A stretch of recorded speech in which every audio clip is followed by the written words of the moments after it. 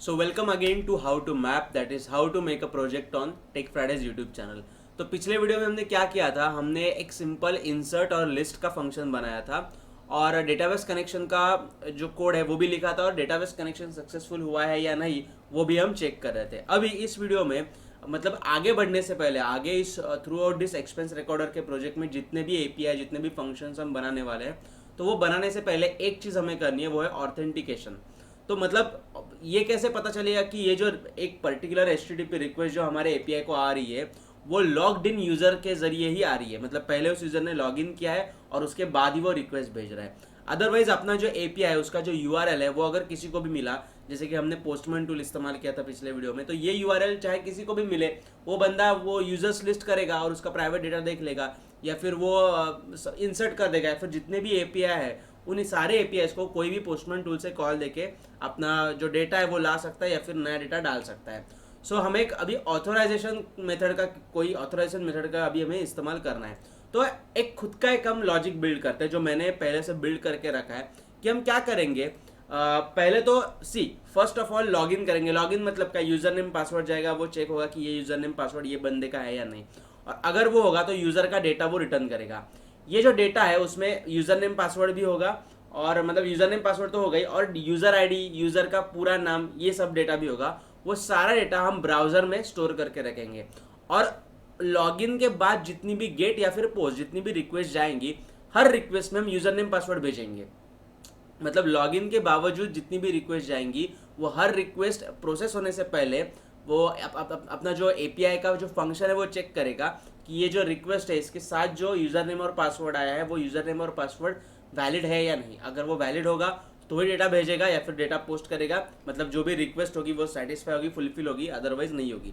तो ये जो मैंने अभी जो डायग्राम आप देख रहे हो तो वो लॉजिक मैंने बिल्ड किया। हम क्या करेंगे, हम यूज़र नेम की string colon colon just to separate user name and password, और पासवर्ड को रिवर्स कर देंगे हम, ऐसे ही खुद का कुछ लॉजिक।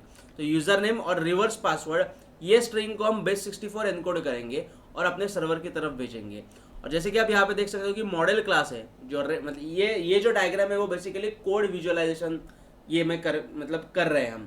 तो मॉडल क्लास के अंदर होगा ऑफकोर्स एक फंक्शन, और हर फंक्शन के अंदर हम पहले देखेंगे इफ ऑथ फंक्शन क्या करेगा अपना, वो एक हेल्पर क्लास से आएगा। तो ऑथ फंक्शन क्या करेगा, ऑथ फंक्शन के अंदर हम देखेंगे कि ये जो बेस64 एनकोडेड स्ट्रिंग है इसको अगर डिकोड किया जाए और यूजर नेम और पासवर्ड अलग करके पासवर्ड को रिवर्स करे, मतलब ओरिजिनल स्ट्रिंग मिलेगी पासवर्ड की, तो वो जो यूजर नेम और पासवर्ड मिलता है वो सही बंदे का है या नहीं, अगर होगा तो ही वो प्रोसेस आगे बढ़ेगी। इस तरीके से वो हमारा पूरा का पूरा लॉजिक है। अभी ये इंप्लीमेंट करते हैं using PHP। So first of all एक तो जो अकॉर्डिंग टू आवर डायग्राम ये जो अपना हेल्पर क्लास है वो पहले बना के लेते हैं, क्योंकि उसके अंदर हम एक ऑथ नाम का फंक्शन बना के उसमें सब ऑथेंटिकेशन या फिर ऑथोराइजेशन का लॉजिक लिखने वाले हैं। So let's create a new folder, उसमें मैं लिखता हूँ हेल्पर्स, उसको नाम देता हूँ, और हेल्पर्स के अंदर मैं एक न्यू फाइल बनाता हूँ जिसको नाम देता है सपोज auth.php। ओके, अभी यहाँ पे $PHP, ऑफ कोर्स यहाँ पे हम लिखेंगे क्लास auth। ओके, और इसके अंदर मैं पहले लिखता हूँ एक फंक्शन, फंक्शन उसको सपोज नाम देते हैं हम यूजर auth। ओके, और फिलहाल उसके जो पैरामीटर्स है वो हम निकाल देते हैं। अभी यहाँ पे मैं सिर्फ एक इको स्टेटमेंट लिखता हूँ क्योंकि हमारा पहला चैलेंज वही है कि हमें इस फंक्शन तक पहुँचना है। सो इसमें मैं लिखता हूँ सपोज यूजर auth, और अपनी यूजर मॉडल फाइल के अंदर एक फंक्शन बनाते हैं हम, उसको मैं नाम देता हूँ फिलहाल लॉगिन। चलो पहले हम लॉगिन का फंक्शन बना के लेते हैं। अभी व्हाट इज द चैलेंज कि इस लॉगिन फंक्शन के अंदर मुझे ये ऑथ फंक्शन कॉल करना है। अभी चूंकि ये ऑथ फंक्शन कंप्लीटली दूसरे क्लास में और कंप्लीटली दूसरी फाइल के अंदर मौजूद है, तो मुझे इस फाइल को auth.php फाइल को यूजर मॉडल.php के साथ लिंक करना पड़ेगा। उसके बाद इस क्लास और ये जो अपना क्लास है यूजर मॉडल, इन दो क्लास को एक दूसरे के साथ इस तरीके से लिंक करना पड़ेगा ताकि मैं इस क्लास के अंदर के सारे पब्लिक फंक्शंस कॉल कर पाऊँ। तो ये जो मेथड है उसे हम कहते हैं inheritance, object oriented programming language के कंसेप्ट्स में। इनहेरिट करने के लिए पहले तो हमें ये दोनों फाइल को लिंक करना पड़ेगा। तो जैसे मैंने इस क्लास को इस user controller dot PHP file के अंदर मैंने इंक्लूड किया था। सिमिलरली मैं यहाँ पे भी लिखता हूँ इंक्लूड, ओके, और डबल डॉट पिछली डायरेक्टरी के अंदर हेल्पर्स डायरेक्टरी के अंदर का auth.php फाइल, ये दे दिया मैंने पाथ। अभी एक क्लास को दूसरे क्लास से मुझे अगर इनहेरिट करना हो तो जो कीवर्ड हम PHP में यूज करते हैं वो होता है x tends class name. What is the class name? auth, so x tends auth। अभी if user model x tends auth, that means I can call all public functions inside this user model class from the auth class। मतलब auth class के अंदर की सारी public functions में भी इस class के अंदर कॉल कर सकता हूँ यूजिंग $this ग्लोबल ऑब्जेक्ट या फिर ग्लोबल वेरिएबल। तो यहाँ पे मैं लिखता हूँ $this और फंक्शन कॉल करता हूँ मैं इस auth क्लास के अंदर का यूजर auth नाम का फंक्शन। बस पहली स्टेप हमारी इतनी है। अभी इसको हम एग्जीक्यूट करके देखते हैं यूजिंग पोस्टमैन टेस्टिंग टूल। तो मैं ये URL पूरा कॉपी कर दूँ। एक चीज़ हमारी रह गई है, वैसे हमें ये फंक्शन कॉल करने के लिए पहले कंट्रोलर फाइल में उसका कुछ इंस्टेंस बनाना पड़ेगा ना। तो यहाँ पे मैं लिखता हूँ केस,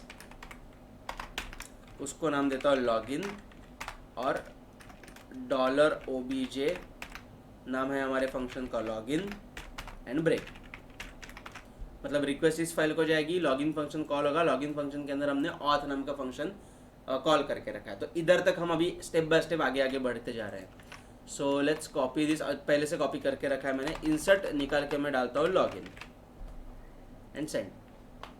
आ गया यूजर ऑथ, मतलब हमारा कॉल गया कंट्रोलर फाइल को, वहाँ पे लॉगिन फंक्शन कॉल हुआ, लॉगिन फंक्शन के अंदर यूजर ऑथ फंक्शन कॉल हुआ सक्सेसफुली, और ये इको हो गया। मतलब ये जो हमने यहाँ पे एक्सटेंड और इंक्लूड वगैरह लिखा, ये सब सिंटैक्टिकली एकदम करेक्ट है। अभी auth.php फाइल के अंदर मुझे क्या चाहिए, मैं अभी फिलहाल पोस्टमैन से, और जब हमारा लॉगिन फॉर्म रेडी होगा तो लॉगिन फॉर्म से मतलब जावास्क्रिप्ट से जो रिक्वेस्ट आएगी वो ये जो हमारा डायग्राम है उसमें ये जो एनक्रिप्टेड स्ट्रिंग जो हम बता रहे हैं कि base64 एनक्रिप्टेड स्ट्रिंग, वो हम भेजेंगे। वो कैसी होगी? तो user name colon reverse of password, ये पूरी स्ट्रिंग को हम एनक्रिप्ट करेंगे इनटू base64। तो पहले तो ब्राउजर ओपन करते हैं और एक सिंपल एक तो स्ट्रिंग रिवर्सर ऑनलाइन ऐसे मैं एक सर्च करता हूँ, और दूसरा base64 encoder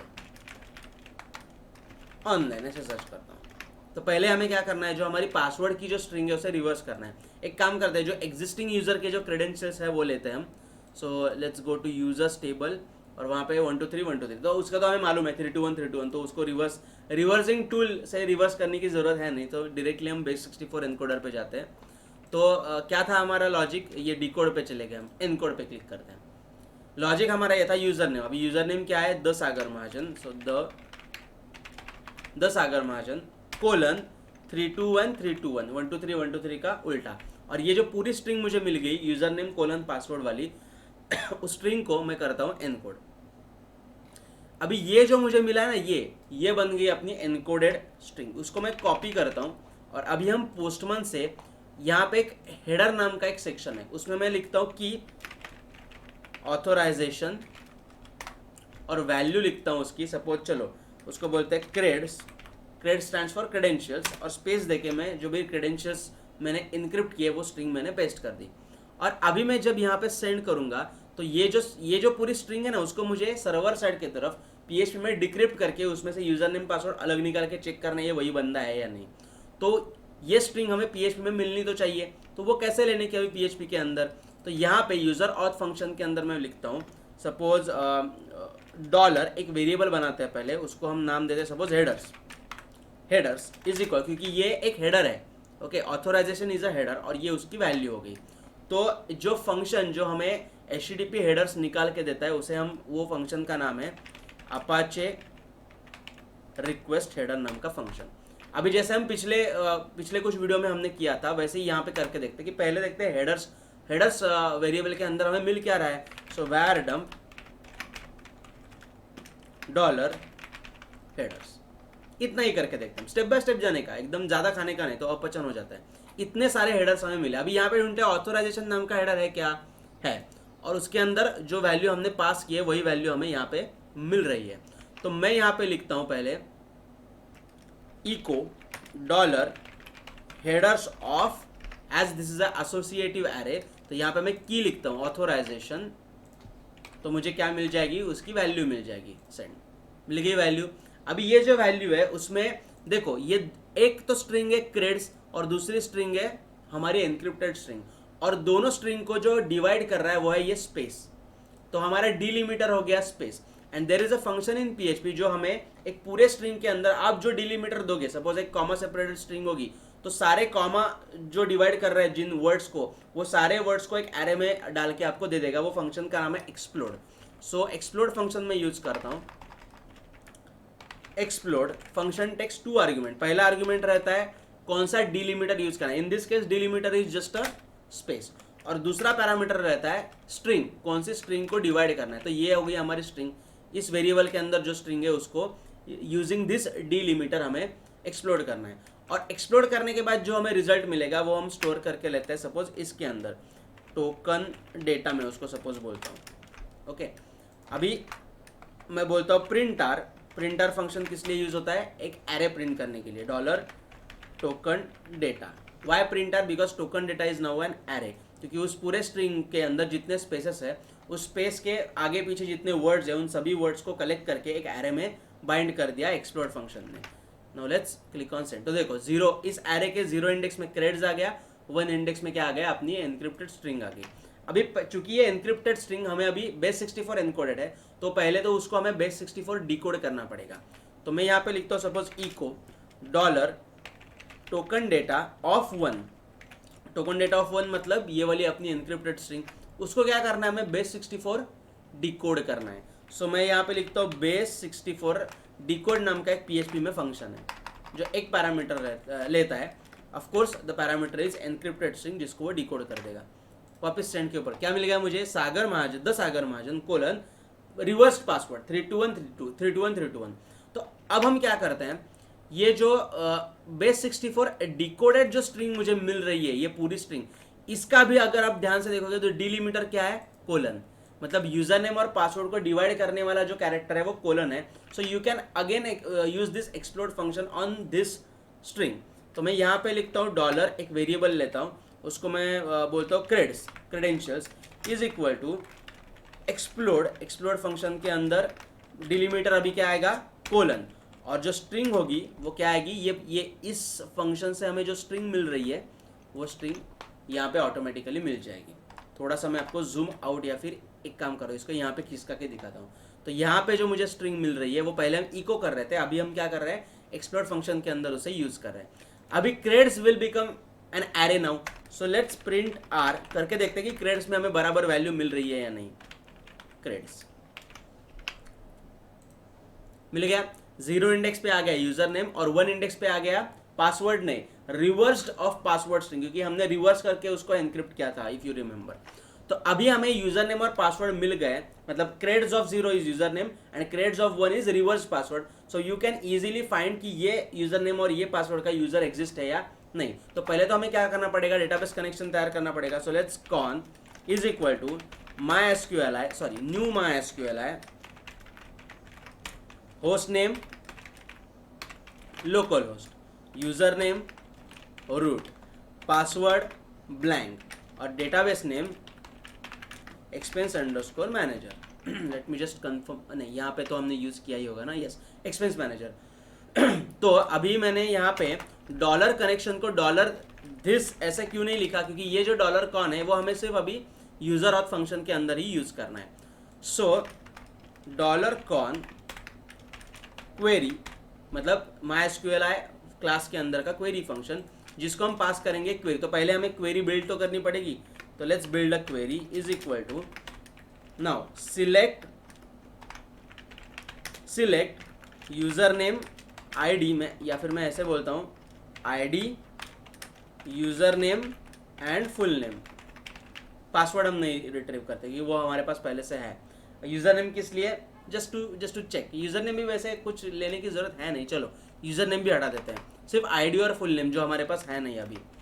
so ID full name from table का नाम users. Now where user name equal to this, जो भी हम वहां पे पुट करेंगे, and password is equal to single quote में जो भी हम यहाँ पे पुट करेंगे। अभी यूजर नेम हमें यहाँ पे जो पुट करना है वो क्या है, क्रेड्स ऑफ 0, ये यूजर नेम है। तो यहाँ पे मैं क्या, सिंगल कोट के अंदर पिछली बार की तरह डबल कोट के अंदर डबल डॉट के अंदर dollar creds of 0, user name यहाँ पे आ जाएगा। लेकिन पासवर्ड लाते वक्त double quotes double dot dollar creds of 1, ये पासवर्ड नहीं है, पासवर्ड है ये STRREV। हमें जो स्ट्रिंग यहाँ पे है उसको रिवर्स करना है क्योंकि वो हमारा ओरिजिनल पासवर्ड होगा फिर। ओके, अभी यहाँ पे क्वेरी फंक्शन को मैं, ये जो क्वेरी बिल्ड हो गई है, एक काम करते हैं, चलो पहले इस क्वेरी को इको करके देखते हैं, इको डॉलर क्वेरी। ओके, इधर तक करके देखते हैं पहले। ये बन गई अपनी क्वेरी। अभी ये मैं क्वेरी कॉपी करता हूँ और अपने PHP माई एडमिन के अंदर जाता हूँ। Okay, this is PHP my admin, let's go to SQL tab और यहाँ पे मैं वो जो क्वेरी है वो पेस्ट करता हूँ और क्लिक करता हूँ गो के ऊपर। अभी यहाँ पे मुझे रिजल्ट मिल गया है, मतलब अपनी क्वेरी बराबर से जनरेट हुई है। तो अभी हमें कॉन्फिडेंस आ गया ना, तो अभी हम ये क्वेरी को अपने क्वेरी फंक्शन को पास कर सकते हैं। This is the query function जिसके अंदर मैं पास करता हूँ $QRY। अभी ये क्वेरी फंक्शन मुझे जो भी वैल्यू रिटर्न करेगा उस वैल्यू को मैं एक रिजल्ट या फिर रिस्पॉन्स, कुछ भी आप उसको बोलो, उस वेरिएबल के अंदर मैं एक स्टोर करवा के लेता हूँ। Now again will var _dump $race। क्या मिल रहा है $race के अंदर? ऑफकोर्स हमें एक रेफरेंस ऑब्जेक्ट मिल जाता है, हमें नंबर ऑफ रोज वगैरह जो भी है वो। अभी यहाँ पे 2 केसेस है। अगर पहली बार यूजर लॉग इन कर रहा है तो उसे क्या मिलना चाहिए, इस सिलेक्ट क्वेरी का जो भी आउटपुट है, मतलब आईडी और फुल नेम, वो मिलना चाहिए। और अगर यूजर पहले से लॉग्ड इन है, मतलब अभी ये जो यूजर ऑथ फंक्शन को जो रिक्वेस्ट आ रही है वो लॉगिन के लिए नहीं आ रही, लॉग्ड इन पहले से है। ये रिक्वेस्ट किस लिए आ रही है, कुछ डेटा मंगाना है, लेकिन उससे पहले ऑथेंटिकेशन होना जरूरी है, इसलिए रिक्वेस्ट आ रही है। तो उसको सिर्फ ट्रू या फॉल्स मिलना चाहिए अपने यूजर मॉडल फंक्शन को, कि ये हाँ चल यूजर ऑथेंटिकेट हो गया, आगे तेरे जिस फंक्शन के लिए रिक्वेस्ट आई है वो फंक्शन एग्जीक्यूट कर दे। लेकिन अगर लॉगिन के लिए रिक्वेस्ट आई होगी तो वो क्या करेगा, डेटा भेजेगा एक्चुअली यूजर का। तो यहाँ पे मैं एक इफ लगा देता हूँ, इफ $race के अंदर हमें ये ऑब्जेक्ट मिल रहा है, वहां पे मैं लिखता हूँ नंबर ऑफ रोज। पहली बात तो ये num_rows इज इक्वल टू 1। अगर एक रो मिल रही है मतलब अपना जो क्वेरी है वो सक्सेसफुली एग्जीक्यूट हुआ है और वो यूजर नेम और वो पासवर्ड होने वाला यूजर अपने डेटाबेस में है, इसका मतलब एक रो हमें मिल गई। तो मैंने यहाँ पे लिख दिया नंबर ऑफ रोज, अगर 1 होगी तो कुछ तो कर, एंड एल्स कुछ तो दूसरा कर। तो एल्स में तो पहले हम लिखते हैं return false. Okay, of course. अभी अगर नंबर ऑफ रो 1 होगी तो अगर नंबर ऑफ रो 1 है तो मैंने क्या कहा, 2 केसेस है। एक तो यूजर ऑथ फंक्शन को लॉगिन के लिए रिक्वेस्ट आई होगी तो डेटा एक्सपेक्ट करेगा रिस्पॉन्स में, और अगर लॉगिन के लिए रिक्वेस्ट नहीं आई होगी तो मतलब क्या, किसी दूसरी प्रोसेस के पहले सिर्फ यूजर ऑथेंटिकेशन होना जरूरी है, इसलिए वो रिक्वेस्ट आई होगी। तो हम क्या करते हैं, यहाँ पे एक पैरामीटर हम एक्सपेक्ट करते हैं यूजर ऑथ में, उसको मैं नाम देता हूँ suppose is login equal to null. अभी यहाँ पे, या फिर चलो इज लॉगिन की वजह हम देते हैं टाइप, चलो टाइप देते हैं टाइप। और यहाँ पे मैं लिखता हूँ if $type is equal to login. अगर लॉगिन होगा तो, और अगर लॉगिन नहीं होगा तो। अगर लॉगिन के लिए रिक्वेस्ट नहीं आई होगी तो सिंपली हम क्या रिटर्न करेंगे, रिटर्न ट्रू। मतलब चलो ये यूजर ऑथेंटिकेट हो गया, आगे बढ़ो। लेकिन अगर ये रिक्वेस्ट लॉगिन के लिए आई होगी तो हम क्या रिटर्न करेंगे, रिटर्न, ध्यान से देखो, जेसन डिकोड हो गया, ये जेसन एनकोड। क्या जेसन एनकोड करना है हमें, ये जो रेफरेंस ऑब्जेक्ट मिल रहा है उससे हमें अभी डेटा फेच करना है। तो जो डेटा फेच करने के लिए हमने जो फंक्शन यूज किया था लिस्ट वाले, इसमें वो क्या था, mysqli fetch all। तो Jason encode mysqli fetch all, अंदर ये जो $res ये होगा पहला पैरामीटर, कॉमा दूसरा पैरामीटर होगा mysqli_assoc, एसोसिएटिव एरे फॉर्मेट में हमें मिलेगा। और जो ये जो सिलेक्टेड, मैं अभी जो सिलेक्ट कर रहा हूँ, सिलेक्टेड पार्ट में हमें क्या मिलेगा, वो ये जो क्वेरी है उसको एग्जीक्यूट करने के बाद जो डेटाबेस से रिजल्ट मिलता है वो एसोसिएटिव एरे में मिलेगा, और उसको जेसन एनकोड फंक्शन क्या करेगा, उस एसोसिएटिव एरे को जेसन में एनकोड कर देगा और फिर वो रिटर्न भेजा जाएगा। अभी यहाँ पे चलो रिटर्न नहीं, यहाँ पे sorry not return, let's write echo, जो भी जेसन एनकोड होगा वो इको कर डालेगा। तो यहाँ पे मैं क्या लिखता हूँ, यूजर ऑथेंटिकेशन, यहाँ पे मैं लिखता हूँ लॉगिन, बराबर। अभी यहाँ पे मैं जब लॉगिन लिखता हूँ तो क्या होगा, मुझे डेटा मिलना चाहिए, और लॉगिन नहीं लिखा तो मुझे ट्रू या फॉल्स वैल्यू मिलनी चाहिए according to our logic. Okay, so let's test now. अभी ये जो फालतू का यहाँ पे हमने कहीं पे एरे प्रिंट करके रखा है वो पहले मैं हटा देता हूँ।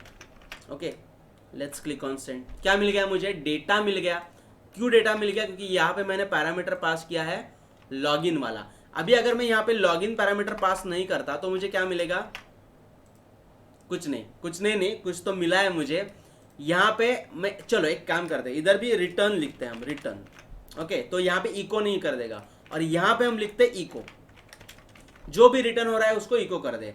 तो अगर अभी लॉगिन नहीं है तो ट्रू मिल गया है, इसलिए यहाँ पे 1 प्रिंट हो गया। और अगर मैंने यहाँ पे पैरामीटर पास कर दिया लॉगिन, तो मुझे क्या मिलेगा, डेटा मिलेगा, क्योंकि ये लॉगिन जो स्ट्रिंग हम यहाँ पे पास कर रहे हैं वो मुझे इस डॉलर टाइप वेरिएबल के अंदर मिलती है, और फिर वो यहाँ पे ये वाली कंडीशन ट्रू कर देता है कि dollar type is equal to login. तो जो भी डेटा है इस क्वेरी को एग्जीक्यूट करने के बाद डेटाबेस से जो डेटा हमें मिल रहा है वो भेजो, हो गया अपना। तो पहली बार जब यूजर लॉगिन करेगा तो लॉगिन मतलब लॉगिन फंक्शन के अंदर हम यूजर ऑथ फंक्शन कॉल करते वक्त लॉगिन पैरामीटर पास करेंगे, और जब लिस्ट ऑल यूजर्स जैसे बाकी सारे फंक्शंस एग्जीक्यूट करते वक्त हम सिर्फ एक इफ लगाएंगे, if dollar this arrow user auth, that's it. अभी हम कोई पैरामीटर नहीं पास करेंगे। मतलब क्या, ये जो सिलेक्टेड पार्ट है, अभी मैं जो पार्ट सिलेक्ट कर रहा हूं इसमें क्या मिलेगा मुझे, ट्रू या फॉल्स वैल्यू मिलेगी। और इफ के अंदर मैंने सिर्फ इतना ही लाइन लिख दिया, मतलब if true, if false. Okay, समझे। तो इफ ट्रू, अगर ये इफ के अंदर ट्रू वैल्यू आ गई तो ही वो आगे बढ़ता है। तो if this statement is true, मतलब यहां से अगर ट्रू रिटर्न वैल्यू हो गई यहां पे तो ही ये पार्ट एग्जीक्यूट होगा। And else echo authentication failed. अब ये जो सिनारियो है ना कि इफ एल्स किसी भी फंक्शन के अंदर, मतलब ऐड यूजर का हो, ऐड यूजर के फंक्शन के अंदर तो लिखे वहां पे ऑफकोर्स यूजर नेम और पासवर्ड पहले से वो डाल रहा है, तो ऐड यूजर में तो ये चीज नहीं आएगी। लेकिन add expenses, add expense type, list expenses, list expense type, ये सारी चीजें करते वक्त हम क्या पहले क्या देखेंगे, यूजर ऑथेंटिकेशन। और अगर यूजर ऑथेंटिकेट होगा तो ही वो सिर्फ मतलब क्या वो फंक्शन के अंदर का जो कोड हम एग्जीक्यूट करना चाहते हैं वो कोड एग्जीक्यूट कर देगा।